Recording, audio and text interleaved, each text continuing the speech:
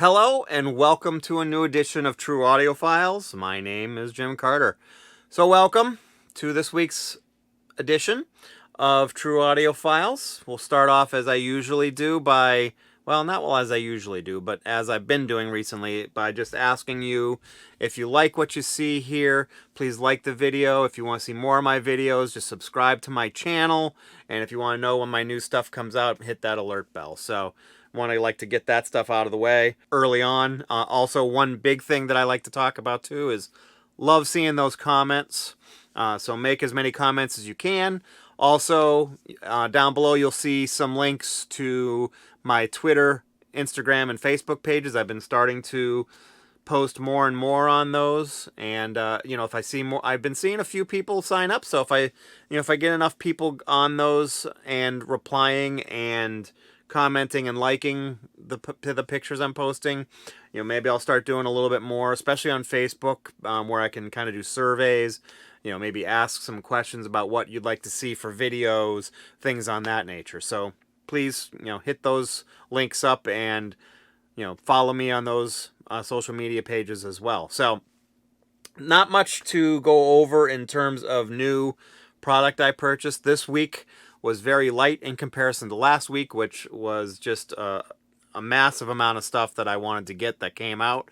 It's just bizarre how it was huge last week, and then feast or famine this week. There's not very much. So I bought the new Ween album, OK Human, which is kind of a play on the OK Computer Radiohead album from the 90s, and I think it was 90s. Anyways, and then this one's kind of a cool one, a Sheila E., The Glamorous Life, which, for those of you who don't know, which I don't know how many there are, but basically Sheila E., this was an album that she worked on with Prince, came out right around Purple Rain. But what's really cool about this one, number one, the inner sleeve is nice color teal, and it matches the actual vinyl itself, which is teal also. So kind of cool. It was actually cut by Chris Bellman at Bernie Grundman Studios, so I'm excited to check this one out. I actually have a couple of original early pressings, plus I also have a Japanese pressing too that I'd love to compare this to and see which one sounds better. Who knows? This one may. Maybe I'll do a sound quality shootout. Who knows? I'm not sure if this would get enough people interested in viewing it. But speaking of early presses like I did, I wanted to kind of take this opportunity on this week's video to talk about how you can tell an early pressing or first pressing on RCA and Columbia labels. Mainly because they're the easiest ones that you can tell with. I don't know very much on stuff like Atlantic and Reprise or whatever you want to call them, but any of the, like a lot of the Warner label stuff, I don't know at all, because I don't think there's necessarily much of a rhyme or reason to them like there is to a certain extent on the RCA and Columbia stuff. But again, comment section, if you guys that are watching this know more about like the Warner Brother releases and Universal releases. Well, they weren't Universal back then. Well, there was some, MCA, things on any other labels that you're aware of that kind of their scheme in terms of how you can tell from the dead wax is usually how you can tell what's printed in the dead wax, which ones were earlier first pressings or not from those other labels. I'd love to hear from you. But today I'm going to go over, like I said, RCA and Columbia, and I'm going to show off a couple of records. And one of the ways you can usually tell if it's an early pressing is looking at the label itself, because in a lot of cases an early pressing will have the label from that era. Like as an example, early RCA stuff had what is classified as a shaded dog. Now this is a Canadian version, but you can see this here. As you can see, it's a red label with the RCA dog with kind of a black shading around it. It's a little less shaded on the US versions. This is a Canadian pressing. This is an earlier pressing, but not an early pressing. But anyways, I wanted to show that just as one example of how you can sometimes tell. For example, the Sony, or not Sony, now it's Sony, but Columbia titles, the ever popular releases, the 6i or 2i, and those. Well, we'll go over that in more detail when I get to Columbia, but I'm going to cover RCA right now, and I'm going to put some pictures up onto the screen, try to get you a nice close-ups of the dead wax information so you can see it. First one up here, this one is a 1970s, I believe, pressing. Hard to tell for sure, but you can, one of the giveaways on it is the label itself. It's, the kind of the 70s RCA logo.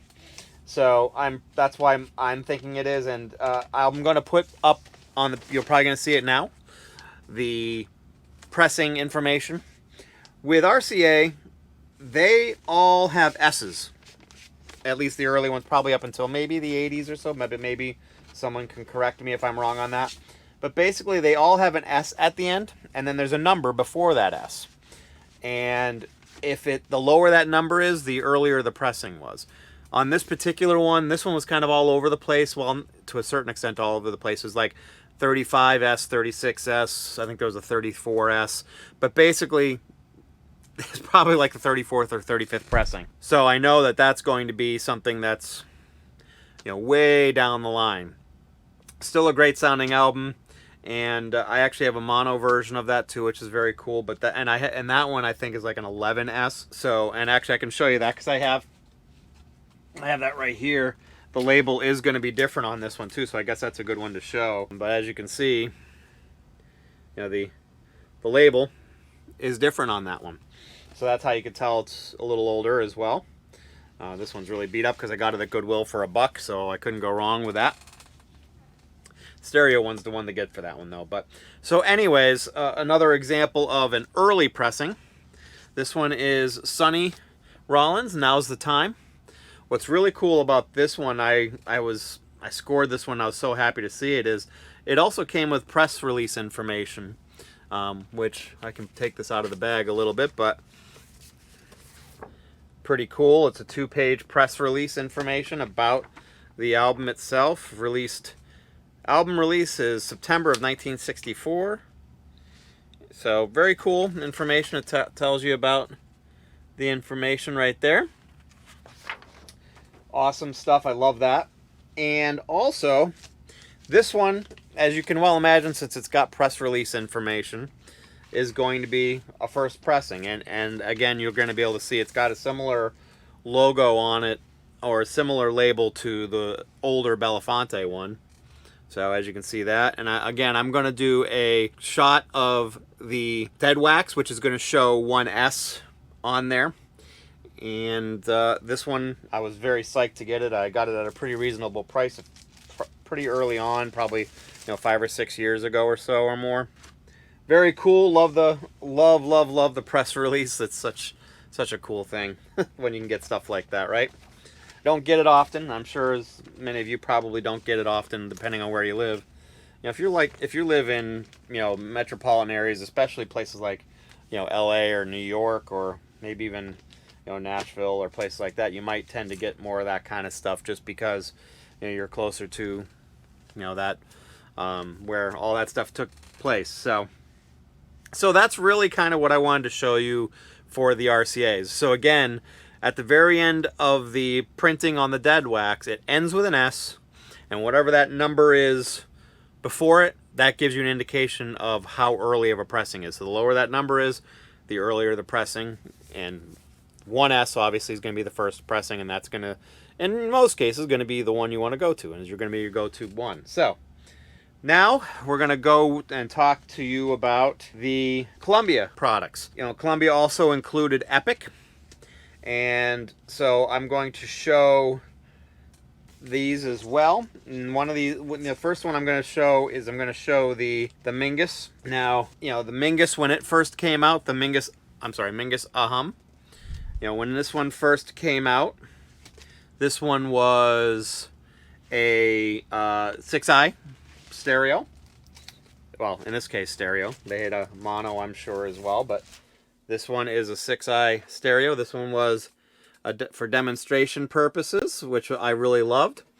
Now, how the Columbia ones can get a little bit more confusing, and I'm going to put the number up on here, but basically, they work in a similar way as RCA, where there's a letter or letters at the end, and then a number, usually one number, right before those letters. So in the case of Columbia, which I'm going to put this one up here, this one was a 1C. Now, that doesn't necessarily mean it was a third pressing, because my understanding of how Columbia worked was there were several pressing plants, and I want to say first pressings can go up to like an H or a J or something like that. So, 1A, 1B, 1C, 1D, 1E, 1F, 1H, all of those are still first pressings. They're just at different pressing plants. But basically, in most cases, I would say if you get a 1 plus an early letter in the alphabet, you've got a first pressing. So, like, for example, here is a 1970s pressing of it. I believe it's a 70 or 71. And, the first obvious giveaway, again, on this one is going to be the label. So, the label on this one, as you can see, is Columbia. Just the Columbia record, no I's at all. And this one is a two letter. So, like, this side 1 is 1BA, and side 2 is 1, I can't read it without my glasses, I think it's 1AJ. Just goes to show you that it's a later pressing, and if they get high enough, you'll see sometimes even like a 2. I don't know if I've ever seen a 3, but I've definitely seen a 2 in there. But basically, an example of where it can go really high, I've got, which is an obvious one, is Michael Jackson Thriller. That sold millions and millions of copies, so there's going to be so many different pressings of this one. And this one is on the Epic label, but again, Epic was Columbia or Sony. So here's the label. As you can see, the pretty common, I think it was from like 1978 or 77 on. They use this label, and this one is a 2, like DG on one side, and I'm gonna put the screenshot up of it so you'll see it. But they're in the 2s and then a couple letters afterwards, and so you'll see. So they can go pretty high up there. So this one obviously was a much later pressing of the album. You may ask yourself about, well, what about the white label promos? Well, I happen to have one. You've seen, well, not this specific one, but variations of this one before. But here is the Boston self-titled first album, which came out in 76, I believe it was. And the Epic label is going to be different. I mean, this one's going to be a lot different because it's white. But this is actually the label, and basically if it wasn't a white one, this would be orange instead. But this one is 1A and 1B. So these are, and I'm going to put the screenshots up of this, but it's a 1A and 1B. So first pressing, white label promos tended to be that way. They weren't always that way, because sometimes when they wanted to kind of reintroduce or remarket these, they'd do another batch of them. I have seen higher white label promos, so it's always good to check that dead wax, even though it might be a white label promo. It still may be a later pressing. You never know. So there was that, and then I have one other one, and I want to. This may have been, but this one actually is a 2i, as you can see. This one has not been cleaned, so I apologize. I haven't actually listened to this version of this one yet. But this is a 1B, and this is a 1A, actually. 1A, 1B as well. So, again, I think I've got a screenshot of the 1A from this one that I can put up there for you. But so that is a quick, simple, dirty, simple way to tell the Columbia and RCA vinyl pressings. So again, to kind of recap, and these are basically, I think this is good up until probably, I know at least for the Columbia titles, it was good up until the 80s at some point, because you saw the Michael Jackson Thriller, and I have a couple of Johnny Cash's that have those as well. But I can't say that I know it's definitely the case for the RCAs. I know they did it through into the 70s. I just don't know how late into the 70s, but maybe you can comment if you know. But anyways, again, simple answer for RCA titles. They have an S at the end, and then whatever the number is before that S is the how early the pressing is. So the lower that number, the lower the pressing is. The earlier the pressing is, I mean. And then for the Columbia, there's a letter or letters and the number. And if there's multiple letters, that means it's a pretty far down the road pressing, especially if it's like the Michael Jackson one where it was 2 and then a couple of letters. That's way down the line. But basically, if you have, again, a 1 and then a single letter after it, there's a good probability that it's going to be either a first pressing or a very, very early pressing. So that is going to be the great indication on how you can tell. So hope that helps you guys when you're out there searching for vinyl and you can tell how early the pressing is on a lot of those. I know it makes my life easier when I'm out there. I know those, and hopefully it'll help you as well.